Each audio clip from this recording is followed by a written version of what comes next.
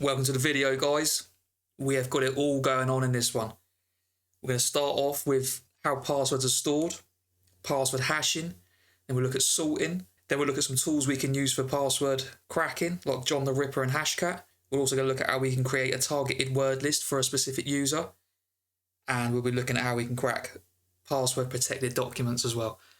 So lots to get through, so let's jump straight in. Let's get into the description of what hashing actually is. So let's say you go to a website and you register your account, and you normally pass in, I don't know, email, username, and a password. So websites have to store these details somewhere. So they'll pass it along to the database on one of their servers. And if it's a good website, which it should be by today's standards, but still, you'd be surprised, they should be saving your information, especially your password. It should be hashed. So when it goes in, say we entered, I don't know, I love football as a password, and that's a bad password. This will get sent to their back end or to their database, and that should then be saved, but it shouldn't be saved as a clear text password like that. It should be hashed. So when it gets saved, it will look completely different, and it should be some random representation of your password. So how the hashing actually works can vary. So there's multiple different hashing algorithms that could be used, common ones. I mean, we shouldn't be seeing MD5 anymore. That's a really bad one. It's very weak. But MD5, SHA-256, just to name a few. I mean, there's absolutely loads of them. But what happens is, on a high level, it takes your password, runs it through one of these mathematical algorithms, and then outputs your password hash. So that's hashing at a very high level. It works one way, so we can't, once we have the hash, we can't reverse it back to the password. It doesn't work like that. How it works is we'd pass the password to the website. They would then use their hashing algorithm, whatever it is, to generate a hash, and then that hash then will be compared to whatever's in the database. Now that we're here, let's have an actual look at what the hashes look like. So let's do that password example we used, which was password 123. Oh, actually, if you don't put you need a -n after that, otherwise it will actually, you can't see it, but after every line is a new line character. So if we don't specify this -n, this part here will actually be put into the hash. So if we do that now, we'll see we get a different hash to that top one. But if we do it again, we'll get the same hash. Okay. So that's how we can generate them just on the fly like that. There is actually a website we can use called CrackStation. So if we come in here, enter up to 20 non-sorted hashes, 1 per line. Okay, so let's get our hash. Paste it in there. Okay, click crack, and there we go. Password 123, and even picks up the type. So like we said, because this is looking at just a list of rainbow tables, so loads of different passwords have been hashed using MD5 and just added to a table. So whenever you pass this in, it doesn't need to brute force it or do a dictionary attack on it. It literally just looks in its database and says, does this value exist? Yes, it does. And here is the associated password for it. Now we've seen how easy it is to actually crack a hash via rainbow tables if you've got a weak password. A solution to this is called sorting. So say we got a hash. I'm going to keep it short so I can write it out. And this is the same hash every time. Password 123. And let's say we use SHA-256. It doesn't matter how many times we run it. If this is the password, every single time, that will be the hash. So again, we can just look at the odds are it's been ran before and added to a rainbow table so it can instantly be cracked. So the sorting solution, again, at a pretty high level, is to take our hash I'm going to just prefix it here like that. So we take our hash and then we place a random value in front of it. So again, this isn't foolproof, but now this prevents the exact same hash being generated every time, because now when we run our password through this, it will first add this value, then hash it, and then that will generate a completely different hash every time, because this will be different every single time. So then what happens is, in the database, it will still keep the hash used. So the salt isn't supposed to be hidden. It might sound a bit strange, but that actually is. It needs to know what the salt is. So let's just say the salt is, I don't know, T500 for example. That's the salt we're going to use for. So in the database, it will then save it like this.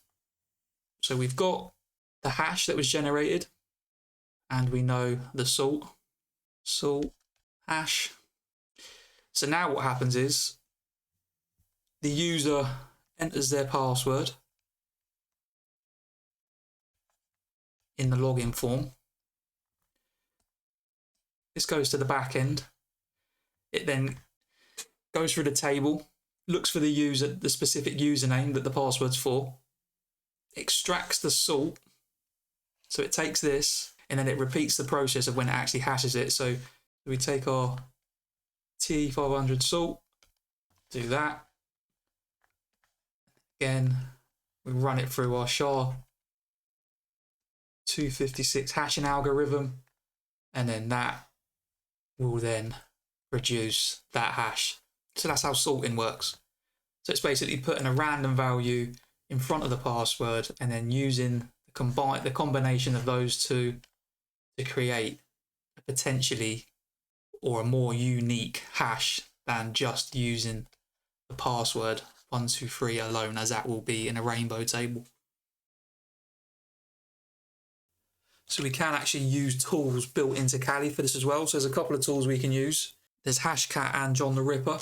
So how it works is, let's go with Hashcat. So first of all, we need to know what type of hash it is. So because when we pass it into the tool, we need to specify, because there's so many different hashing algorithms out there, it needs to know which one it's using to try and crack the password for. So we get our MD5 one back, and then we can use hash ID, and if we want it for Hashcat, we can specify the M flag, paste our hash in, and it tells us it's an MD5 Hashcat use mode 0.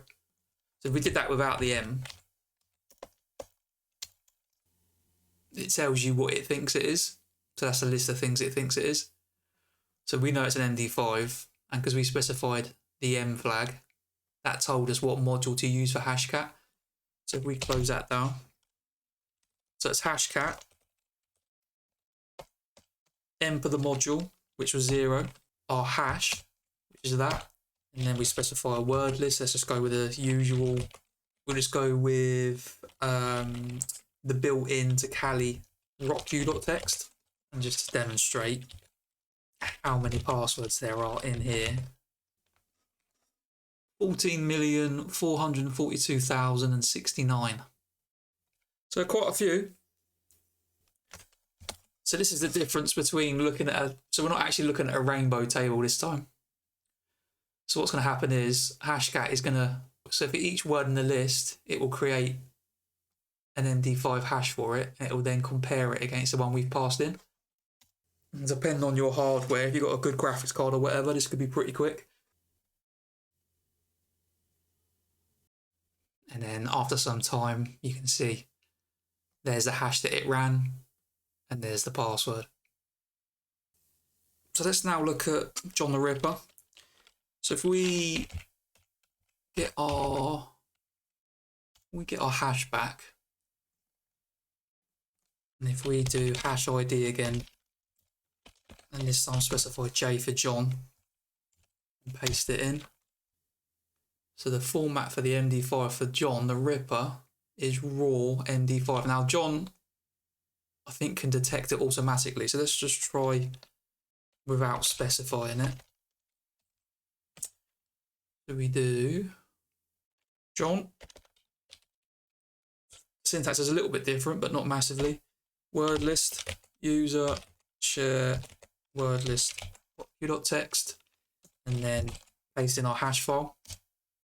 We might have to put that hash in a file, possibly. Do that.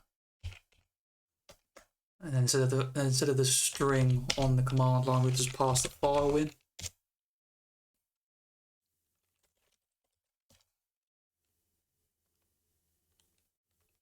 Is there a new line character? There might have been a new line character in the file that was upsetting it, possibly. Use the format raw. Okay, so let's try that then. Raw dash MD5. And there you go. So yeah, it's a little bit more tricky to use, I think, personally.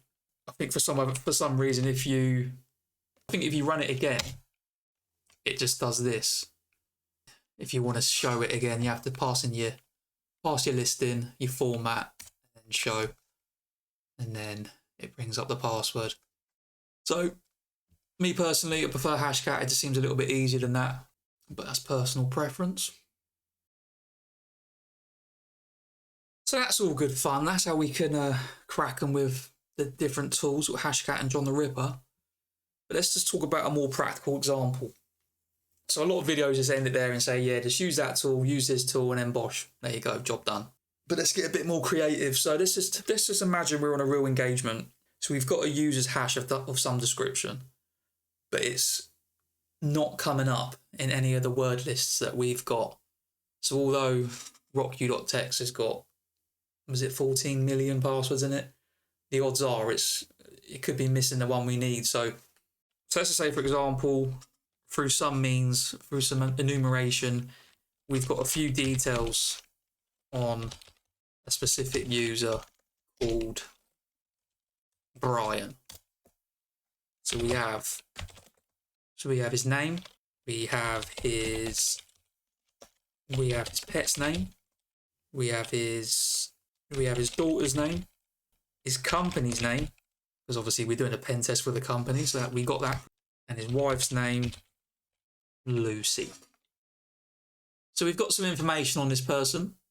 So instead of just hammering multiple word lists in it and hoping for the best, we could get a little bit creative here and create our own password list. So I'm going to save that and open it there just so we can see it.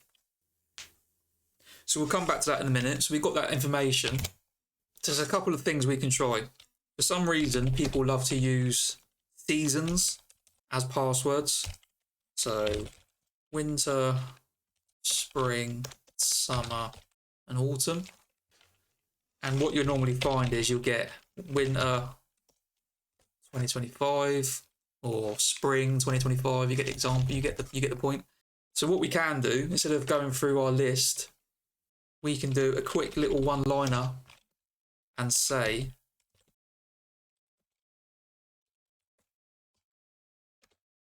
so what we're going to do is we're going to loop over these, and every time we loop over it, we're going to add a string to the end of it.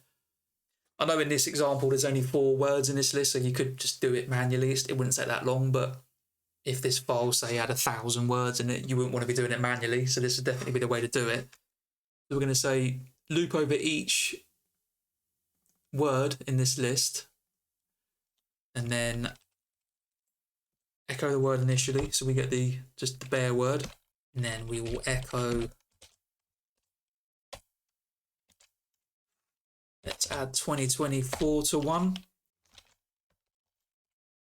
2025 to 1, neaten this up a bit, and we will do 2026 as well, and we will add this to a new file called seasons with years. Now if we take a look at that, we should have a nice list. So we have the original, 2024, 2025, 2026, and then again spring, and it loops over.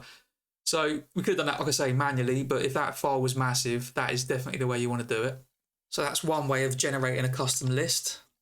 So using Hashcat, we can actually do a similar thing based on rules. So they have built in, let me just show you. Let's take a look at one. We'll list them out first. User share Hashcat rules. Yeah, rules. So they have a set of built-in rules that you can use, which when you pass it a file with names in it, it will automatically, based on the rules specified in the file, it will generate specific passwords. So it might be a bit confusing to actually show you that first. So what we could do is, let's edit our Brian file. I'm going to create a list of words based on Brian. Let's get rid of his name, because let's just say he's not Mr. Vanity. So we've got Max for his pet, we've got his daughter, his company, and his wife's name. So I'm going to save that. Let's rename that to Brian's info.text, make it a bit clearer. So we can use Hashcat to generate us some passwords based on that information. This is really cool. This is a really cool technique. And it definitely comes in handy for more targeted password lists, which are crucial. You need to know how to do this sort of stuff. So that, first we need to create our custom rule. We go and look at Hashcat's website, it actually tells you on there how the rules work. Now don't freak out, because they do look a bit strange. So this is basically saying whatever ones of these values that we put in the file, our custom rule file, it will do that to the password. So for example, we've got the colon, which says it does nothing. It just does nothing to the word. So if you input this word here, password, the output would be password. It doesn't change the word in any way. So then we've got this one, for example, lowercase u. So if we put that in our custom rule file, what it will do is it will uppercase all the letters to the word in the file. So as you see here, it then becomes password. So let's try a couple of these. We'll do u. So we'll just put u in, new line. So that's the one we want to do. Capitalize the first character and lowercase the rest. Okay. So that'll make the first one a capital and then all the rest lowercase. So that's a small c. We'll have one of those. What else could we do? Duplicate the entire word. Yeah, why not, for fun? So that's a D. Try that. Oh, we also actually want the colons. I want to keep just I want to do nothing to one. I don't want to edit the words as well. So as it goes through the list, I want to get the actual word. Let's just leave that as it is for now and just quickly see it so we can see it in action, because it might be a bit confusing to understand what's going on. So if we now do Hashcat force Brian's info, R for rule, we'll use our custom rule, and then standard out file we want to generate, or whatever we want to call the file of generated passwords. Let's call it generated passwords. So what that's going to do now is that's going to loop through each line in this file and apply the rules to it. So if we now look at what that's generated, and over here I'll open up the file, so we cat Brian's information. So we've applied a rule to each of these. So Max was already capital M, so this one says do nothing. So we've got the same there as we got there, so nothing's happened. On the second iteration, what did we specify in the rules?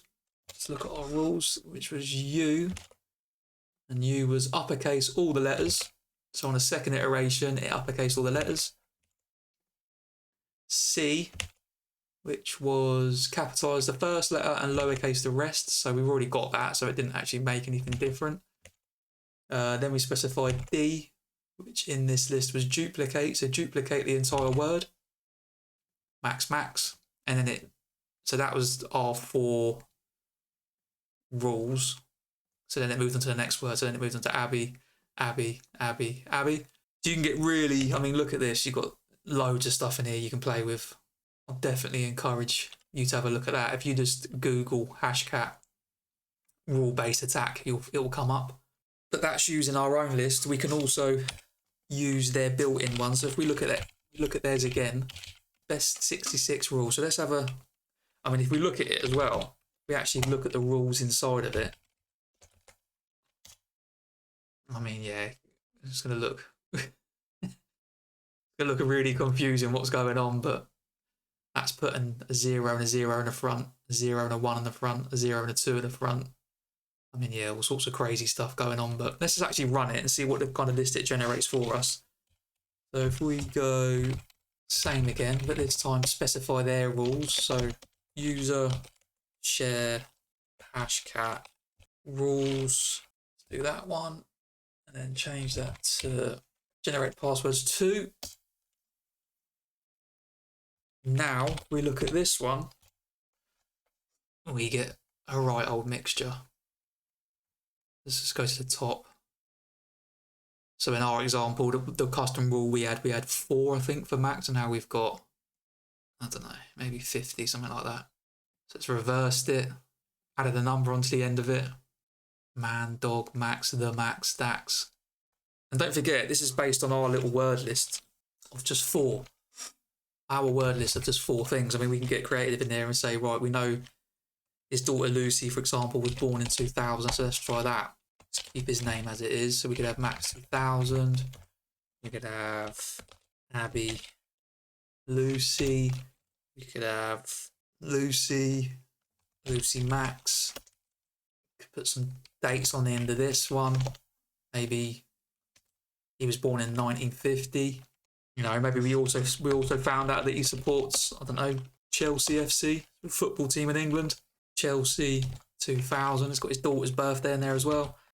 So you got to think, if this list was 200 words of really targeted information on the person, the odds are you're going to get a hit, as opposed to just running some rogue password list with just no real correspondence to the user. So if we generate another list now, based on that, we look at the length of it now, 660 characters now.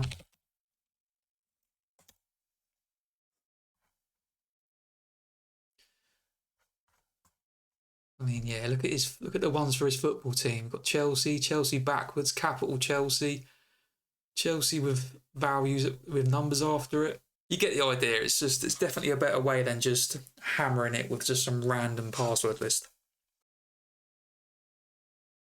So another thing we can use John for is extracting the hashes from password protected documents. So I've got a credentials.docx in here. So what we can do is we can actually use this to check what John can actually extract the hashes for. So I mean, look, there's loads. PDF to John, so we can do PDFs, radius, SSH, LastPass. Should be a zip in here somewhere. Zip to John, so we can do zip files. So let's run it against our credentials.docx file, which is password protected. So if we do office to John, and then pass in the credentials, or the name of the file that's protected, and we'll output it to docx.hash. So what this will do, we'll pull out the hash of this file so that we can then run a brute force, then we can run a dictionary attack against it. If we look at that file now,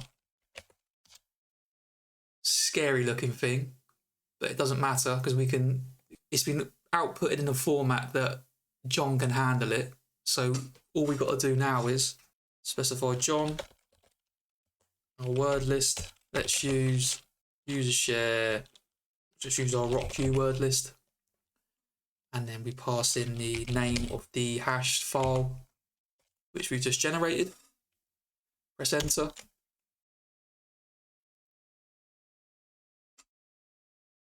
And there we go. It's extracted the password, which is password, very weak, from the credentials.docx file. So now we could go, can't do it in Kali because we haven't got anything to open it with. Need like Libra software installed or something. But we would open the file up and then input the password. And it's exactly the same process. So if we had a password protected zip file, you would just do zip to John and pass in the file, and that would do the same as we did up here. and then you output it to whatever file you want to call it. And then same again, you just literally run John, your word list, and the hash. So yeah, pretty powerful stuff and very important to know, very essential to know these skills. So anyway, I hope you enjoyed the video. Hope you found it useful as always. Thank you very much for watching, and I will catch you in the next one.